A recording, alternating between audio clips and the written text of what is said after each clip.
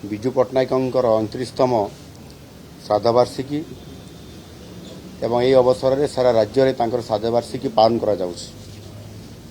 यही अवसर में मुझे गभीर श्रद्धांजलि अर्पण करुछि।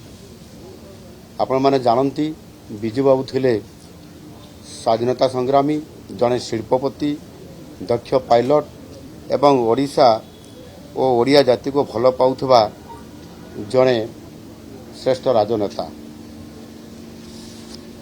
निजर स्वाभिमान, ओडिशा माटीर गौरव और देशर मर्यादा पाई से सारा जीवन ए राज्य पाई काम करुथिले। जीवन कौन सी परिस्थिति रे ओडिशार सम्मान और स्वाभिमान को से केबे मध्य सालिश करि नथिले। आ सेहिथि पाई सारा ओडिशावासी तांकू विजु बाबू बोली उपाधि मध्य प्रदान करथिले एवं तांकू नै मध्य गर्व करुथिले।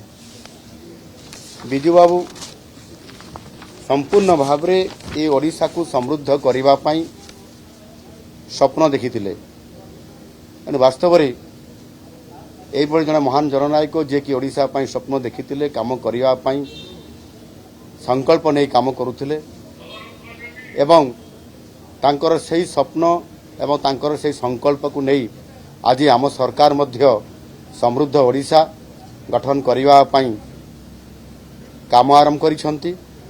एणु निश्चित भाव रे ओडिशा गठन रे तांकर जो भूमिका थिला, तांकर जो अवदान थिला एवं जो स्वप्न भी अधूरा रही जाइछि ओडिशा को समृद्ध बनैबारे, ओडिशा को विकसित राज्य में पहुंच करिबारे एवं ओडिया अस्मिता को पुनर्जीवित करी विश्व दरबार में पहुंचाइबारे ताहा आम सरकार आज तांकर से स्वप्न को पूरा करबा पई संकल्प लेइछंती एवं काम मध्य आरंभ करिछंती।